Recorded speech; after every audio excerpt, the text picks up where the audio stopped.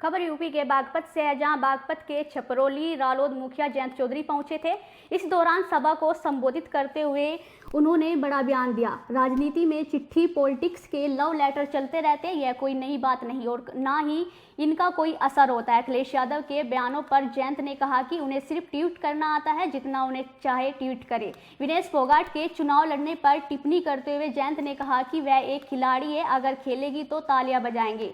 रालोद supremo ने प्रदेश सरकार से अपील करते हुए कहा कि सरकार किसानों से वसूली ना करे, उनका ख्याल रखे। क्या कुछ कहा, सुनिए।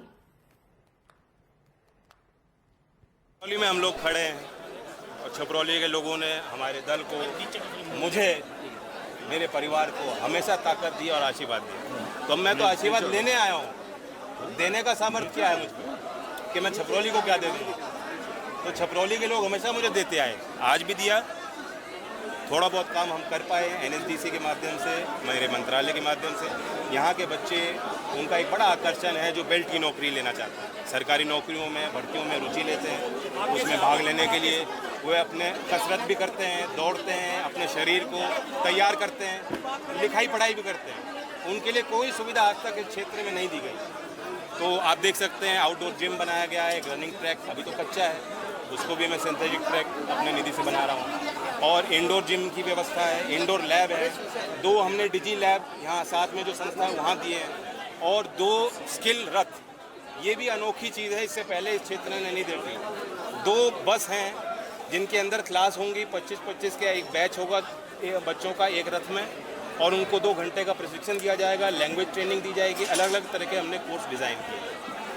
और तकनीकी शिक्षा में, साइबर सिक्योरिटी में जो फ्यूचर स्किल्स हैं, वो फ्यूचर स्किल्स को बच्चों को सिखाने के लिए फ्यूचर स्किल्स सेंटर भी हमने स्थापित किया। तो एक शुरुआत है छपरौली के लोगों के लिए, युवा शक्ति के लिए, उन्हें आगे बढ़ाने के लिए। सरकार ने कल एक फैसला लिया, 1 नेशन 1 इलेक्शन। यस, कैबिनेट का डिसीजन है और ये काफ़ी विचार के बाद लिया गया है। लॉ कमीशन की एक रिपोर्ट आ चुकी है, पूर्व राष्ट्रपति की अध्यक्षता में समिति ने काफ़ी विचार मंथन किया, राजनीतिक पार्टियों से भी राय मशवरा लिया गया है। लेकिन अभी भी जब कानून का कोई स्वरूप होगा, क्योंकि संसद द्वारा इसको संविधान संशोधन कानून होगा, उसे रखा जाएगा, तो प्रक्रिया पूरी होगी। देश की जनता, देश के लोग ये विश्वास करें कि लोकतंत्र को और गहराने के लिए, मजबूत करने के लिए ही सरकार फैसले लेती है। अखिलेश यादव लगातार हमलावर है, कानून व्यवस्था करेंगे, तमाम चीज़ें करेंगे, इस पर क्या कहेंगे आप? जो है ट्वीट करते रहते हैं, उनका हक है, अधिकार है, मैं क्या कहूँ। तो किसान आपके सभा में पहुंचे थे, किसानों ने दो जो मुख्य मांग गन्ने के पेमेंट और कुशल प्रबंधन हो, मिल का समय पे पेमेंट हो। दूसरा जो है विद्युत मीटर, इसमें किसान विरोध कर रहे हैं। आप किसानों से जुड़े हुए, किसानों को उठाते हैं, इस पर क्या स्टैंड है आपका? देखिए, मीटर की व्यवस्था अलग है, लेकिन किसानों को जो है उनसे वसूली ना हो, उनके साथ सख्ती ना हो, बिजली की दरें हमेशा किसानों से कम रहें, दूसरे उपभोक्ताओं पे भार दिया जा सकता है। जो व्यापार और उद्योग स्थापित कर रहे हैं वो दे सकते हैं। एक गरीब किसान के परिवार का सामर्थ्य नहीं है कि बड़ा बिजली का बिल वो दे पाए, तो सरकार इन बातों का ख्याल रखे। पॉलिटिक्स भी चल रही है, आज का चुनाव है, चुनाव में कितनी सीटें? उपचुनाव पे तो जितनी सीटों पे उपचुनाव है उतनी सीटों पे NDA लड़ेगा। सर, एक चिट्ठी पॉलिटिक्स भी चल रही है आजकल। पहले खड़गे जी लिखते हैं PM जी को, उसके बाद ये राजनीति में लव लेटर लिखे जाते हैं दूसरे को।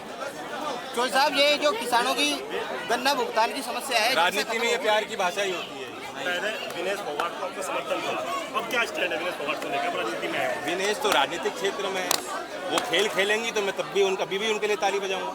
अब क्या स्टैंड है? अब वो दूसरी पार्टी से लड़ रही हैं, मैं दूसरे दल में हूँ, मैं दूसरी तरफ हूँ। छपरौली में हम लोग खड़े हैं